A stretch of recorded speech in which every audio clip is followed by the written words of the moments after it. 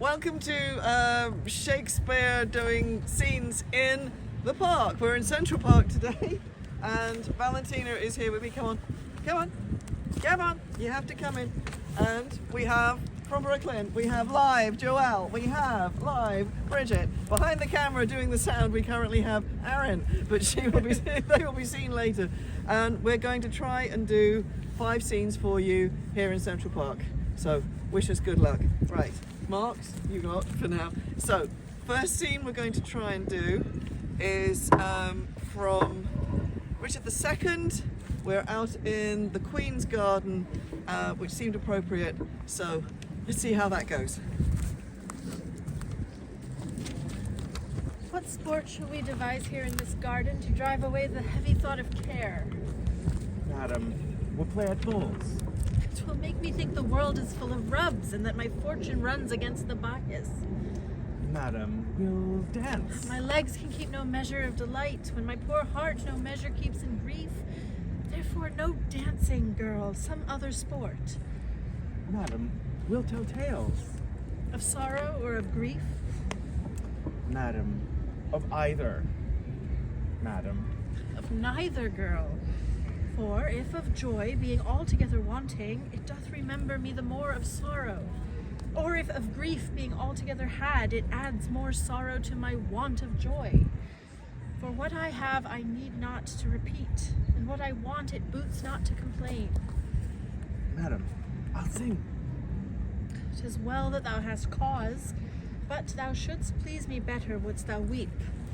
I could weep, madam. Would it do you good? And I could sing, could weeping do me good, and never borrow any tear of thee. But stay, here comes the gardeners.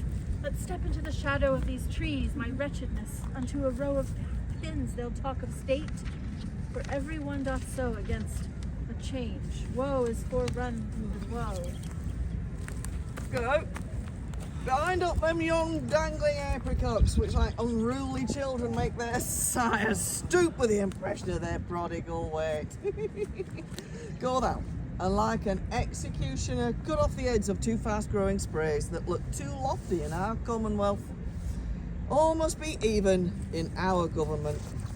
You thus employed, I will go root away the noisome weeds that with profit suck the soils fertile from wholesome flowers. Why should we, in the compass of our tale, keep law and form and due proportion, showing as in a model our firm estate, when our sea-walled garden, the whole land, is full of weeds, her fairest flowers choked up, her fruit trees all unpruned, her edges ruined, her knots disordered, and her wholesome herbs swarming with caterpillars. Hold thy peace.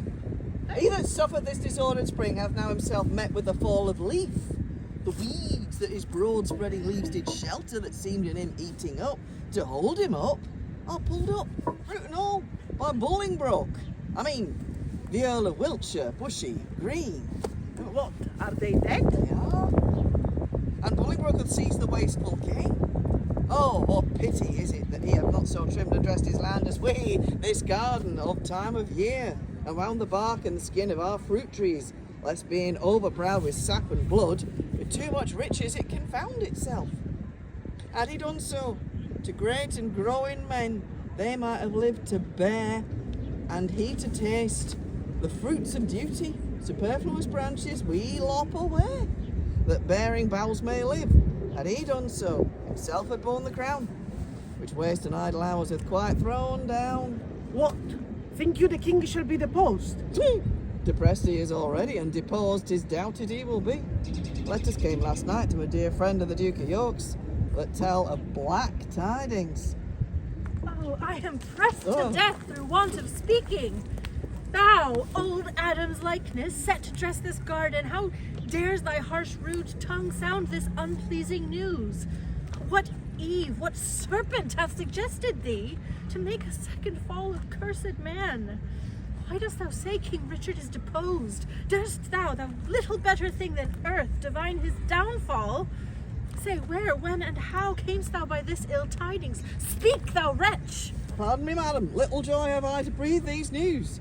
Yet what I say is true. King Richard is in the mighty hold of Bolingbroke. Their fortunes are both weighed. In your Lord's scale is nothing but himself and a few vanities that make him light. But in the balance of great Bolingbroke, besides himself, are all the English peers. And with that odds he weighs King Richard down. Post you to London, and you'll find it so.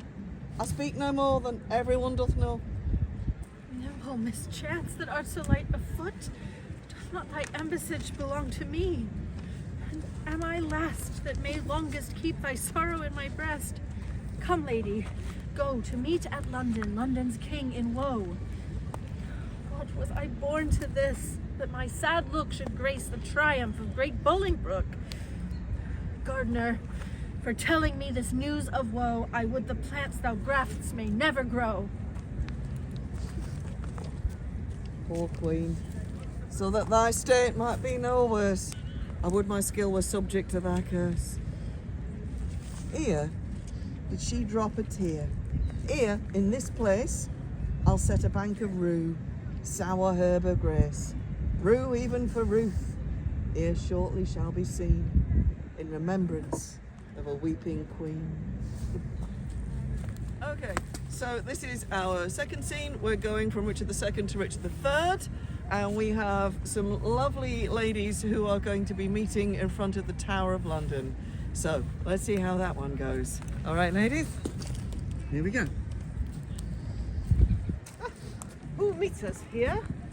My niece Plantagenet, led in the hand of our kind aunt of Gloucester. Now for my life she's wandering to the tower on pure heart's love to greet the tender prince. Daughter, well met. God give your graces both a happy and a joyful time of day. As much to you, good sister. Whither away? No farther than the tower, as I guess, upon your like devotion as yourselves to gratulate the gentle princes there. Kind sister, thanks. We'll enter all together. And in good time, here the lieutenant comes.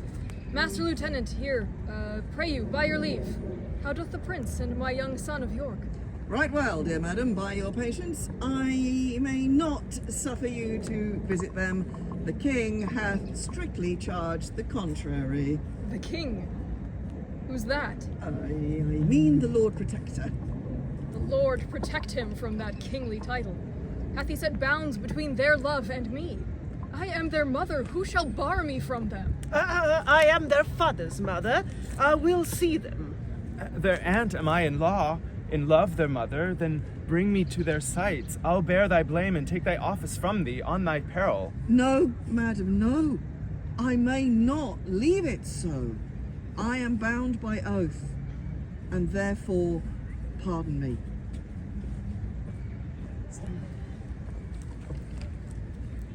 Let me but meet you ladies 1 hour hence, and I'll salute your grace of York as mother and reverent looker-on of 2 fair queens.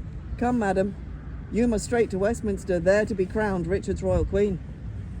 Oh, cut my lace asunder, that my pent heart may have some scope to beat, or else I swoon with such dead-killing news. Despiteful tiding, oh unpleasing news. Be of good cheer. Mother, how fares your grace? Dorset, speak not to me, get thee gone. Death and destruction dogs thee at thy heels. Thy mother's name is ominous to children. If thou wilt outstrip death, go cross the seas and live with Richmond from the reach of hell.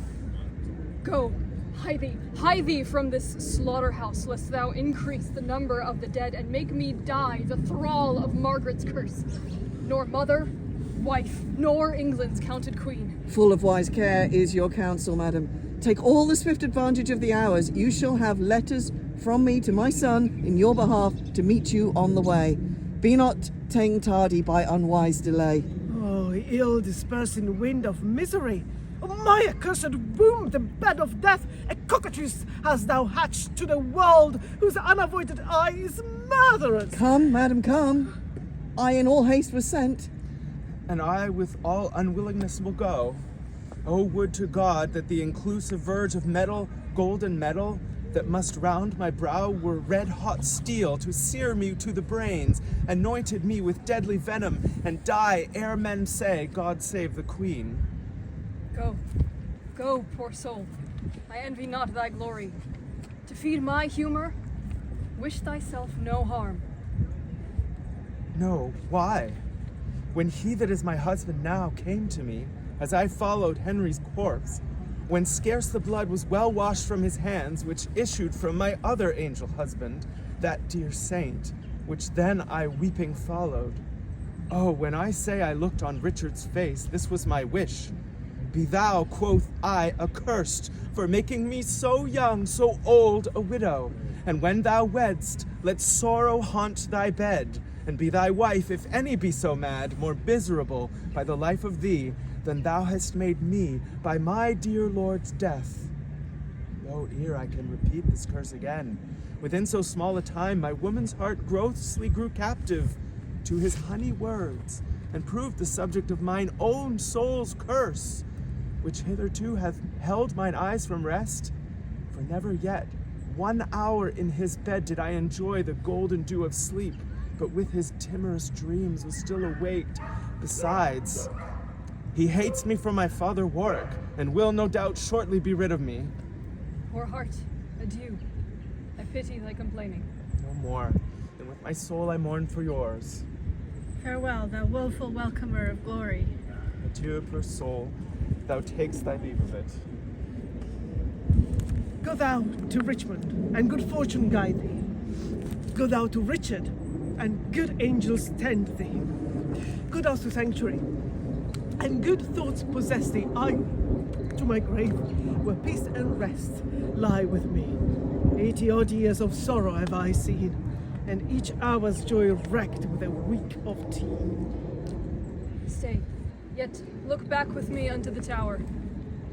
Pity, you ancient stones, those tender babes, whom envy hath immured within your walls. Rough cradle for such little pretty ones. Rude, ragged nurse, old, sullen playfellow for tender princes. Use my babies well. So foolish sorrows bids your stones farewell. Rolling. Okay, right. Okay, so scene number 3. We're hopping away from the histories into Twelfth Night. We are inevitably in the garden, and we're going to be gulling Malvolio. So I'm going to let out of the way and let the gullers take the stage. Come thy ways, Signor Feste. Nay, I'll come. If I lose a scruple of this sport, let me be boiled to death with sauce and fries on the side. Yes. Would you not be glad to have the rascally sheepbiter come by some notable shame? I would exult, man. You know he brought me out of favor with my lady. Yes, and we will fall in black and blue, shall we not, Sir Andrew? And we do not, it is the pity of our lives. Here we go. Ah, here comes the little villain. How now, my metal of India? Get you all 3 into the box tree. Malvolio's coming down this walk. He has been yonder in the sun practicing behaviours to his own shadow this last half hour. Observe him close for the love of mockery, for I know this letter will make a contemplative idiot of him. In the name of jesting, lie there, for here comes the trout that must be caught with tickling. Oh, that is another winning rogue.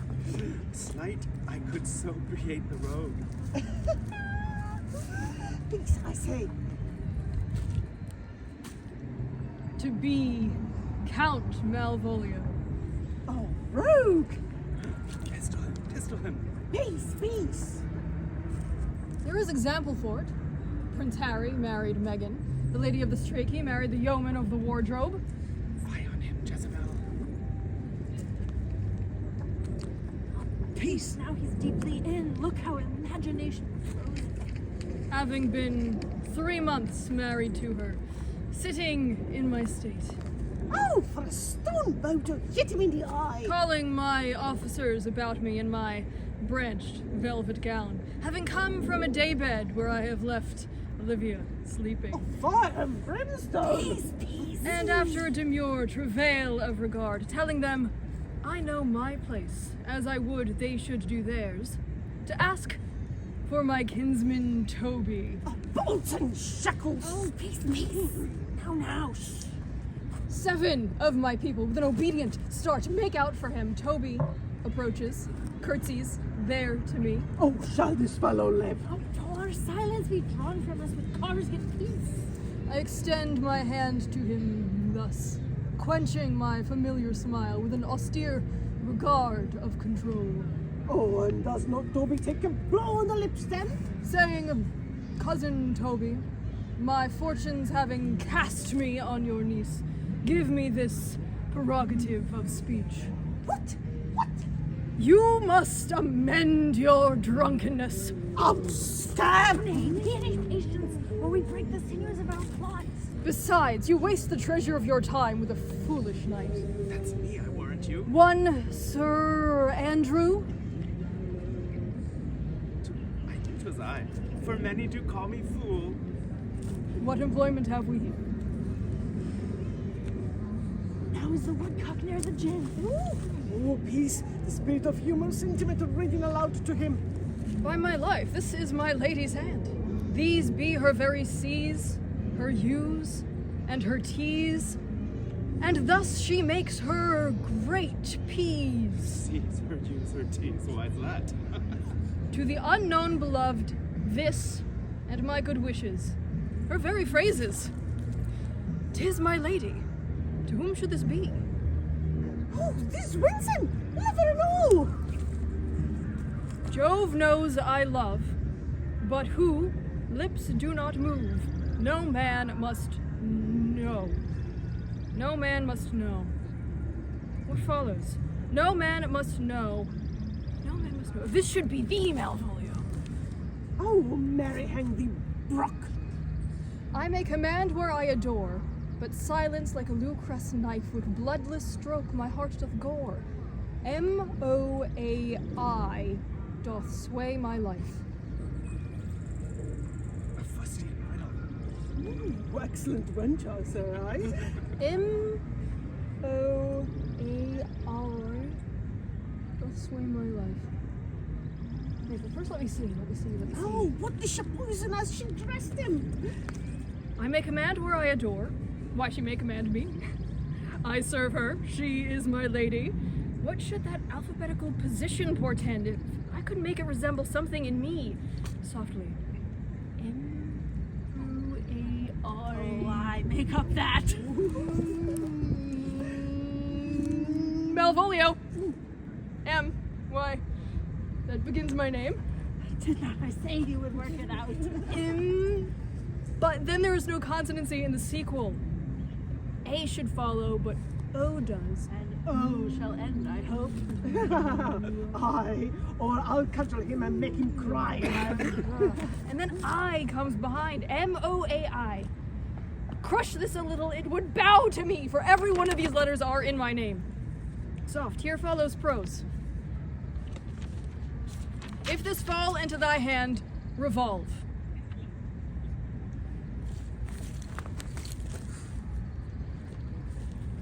In my stars I am above thee, but be not afraid of greatness. Some are born great, some achieve greatness, and some have greatness thrust upon them. Remember who commended thy yellow stockings and wished to see thee ever cross-gartered. I say, remember, go to, thou art made if thou desirest to be so. If not, let me see thee a steward still! Farewell. This is open. I do not now make fool of myself to let imagination jade me, for every reason excites to this, that my lady loves me. She did command my yellow stockings of late. She did praise my leg being cross-gartered. And in this she manifests herself to my love, and with a kind of injunction drives me to the habits of her liking. I thank my stars! I am happy!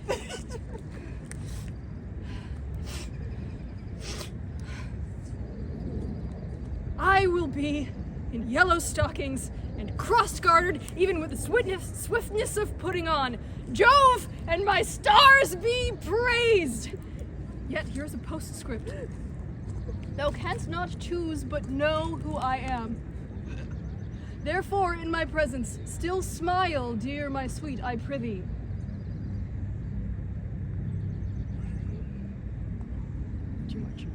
Jove, I thank thee. I will smile. I will do everything thou wilt have me. Oh, I will not give my part of the sport for a pension of thousands. I could marry this wench for this device. So could I, too. And ask no other dowry with her for such another jest. Nor I neither. Here comes my noble goal catcher. Oh, shall I play my freedom a trade trip and become thy bond slave? Faith or I either. Oh, why, thou hast put him in such a dream that when the image of it leaves him, he must run mad. It's true. Does it work upon him? Like aquavita with a midwife. Yes! If you will then see the fruits of this sport, mark but his first approach before my lady. He will come to her in yellow stockings, 'tis a colour she abhors, and cross-gartered, a style she detests, and he will smile upon her, which is now so unsuitable to her disposition, being addicted to melancholy as she is, and it cannot but turn him into a notable contempt. If you will see it, follow me. To the gates of Tartar, thou most excellent devil of wet. I'll make one too. Okay, so our fourth scene, fingers. We're going to Henry IV, part 1. We are inevitably going to the hall at the Boar's Head at Eastcheap to do one of the scenes which is a perennial favourite with the company, so I had to let this lot do it as well. So I'm going to depart and we're going to torture Francis. Ned, prithee, come out of that fat room and lend me thy hand to laugh a little. Where hast been, how? With 3 or 4 loggerheads amongst 3 or 4 score hogsheads, I have sounded the very bass string of humility. Sarah, I am sworn brother to a leash of drawers, and can call them by their names as Tom, Dick, and Francis. They take it already upon their confidence that though I be but Prince of Wales, yet I am the king of courtesy. Telling me flatly I am no proud Jack like Falstaff, but a Corinthian, a lad of mettle, a good boy. And when I am king of England, I shall command all the good lads in Eastcheap. They call drinking deep dying scarlet. And when you breathe in your watering, then they cry and bid you ploy it off. To conclude, I am so good a proficient in 1/4 of an hour that I can drink with any tinker in his own language during my life. I tell thee, Ned, thou hast lost much honor that thou wert not with me in this action. But, sweet Ned, to sweeten which name of Ned, I give thee this pennyworth of sugar, clapped even now into my hand by an underskinker, one that never spake other English in his life, than 8 shillings and 6 pence, and you are welcome with this shrill addition. Anon, sir! Score a pint of bastard in the half moon or so. But Ned, to drive away time till Falstaff come, I prithee, do thou stand in some by-room, while I question my puny drawer to what end he gave me the sugar. And do never leave calling Francis, that his tale to me may be nothing but anon. Step aside and I'll show thee a precedent. Francis! Anon, sir! Francis! Look down into the pomegranate, Ralph! Come hither, Francis. My lord, How long hast thou to serve, Francis? forsooth 5 years, and as much as 2... Francis! Anon, sir! 5 years! Her lady, a long lease for the clinking of pewter. But Francis, darest thou be so valiant as to play the coward with thy indenture, and show it a fair pair of heels and run from it? Oh, Lord, sir, I'll be sworn upon all the books in England I could find in my heart. Francis! Anon, sir! How old art thou, Francis? Let me see, about Michaelmas next, I should... Francis! Anon, sir! Pray you stay a little, my lord. Nay, but hark you, Francis, for the sugar thou gavest me, 'twas a pennyworth, was not? Oh, Lord, sir, I would it had been 2. I will give thee for it 1,000 pound. Ask me when thou wilt, and thou shalt have it. Francis! Anon! Anon, Francis. No, but tomorrow, Francis. My or lord? Francis on Thursday, or indeed, Francis, when thou wilt. But Francis, My lord? Wilt thou rob this leathern jerkin, crystal button, non-pated, agate ring, puke stocking, caddis garter, smooth tongue Spanish pouch? Oh, Lord, sir, who do you mean? Why then your brown bastard is your only drinker. For look you, Francis, your white canvas doublet will sully. In Barbary, sir, it cannot come to so much. What, sir? Francis! Away, you rogue! Dost thou hear him call? Francis! Francis! Francis! Francis! What stands thou still and hears such a calling? Look to the guests within, my lord. Old Sir John and half a dozen more are at the door. Shall I let them in? Let them alone a while, and then open the door. Points! Not enough, sir. Sir, Falstaff and the rest of the thieves are at the door. Shall we be merry? Oh, as merry as crickets, my lad. But harkee, what coming match have you made with this jest of the drawer? Come, what's the issue? I am now of all humours that have showed themselves humour since the old days of Goodman Adam to the pupil age of this present, 12 o'clock at midnight. What's o'clock, Francis? Anon, sir! That ever this fellow should have fewer words than a parrot and yet the son of a woman. Okay. So, final scene from Central Park as the sun continues to set slightly behind the trees. We are going to finish with a little bit of Much Ado About Nothing. It is the morning of Hero's wedding and she is busy getting ready. So I will not hold her up any longer.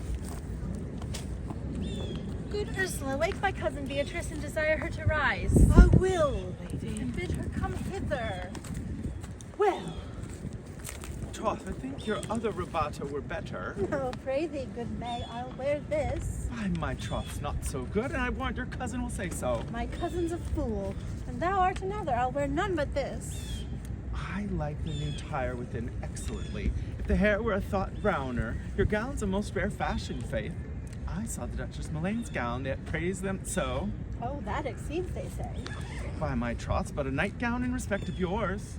Cloth of gold and cuts, and laced with silver, set with pearls down sleeves, slide sleeves, skirts, round underborn with a bluish tinsel, but for a fine, quite graceful, and excellent fashion, yours is with tenant. God give me joy to wear it, for my heart is heavy. Exceeding heavy, Margaret. Twill be heavier soon by the weight of a man. Fie upon me, art not ashamed! Of what, lady? Of speaking honorably? Is not marriage honorable in a beggar? Is not your lord honorable without marriage? I think you would have me say, saving your reverence a husband, and bad thinking does not rest true speaking. He offend nobody. Is there any harm in the heavier for a husband? None, I think.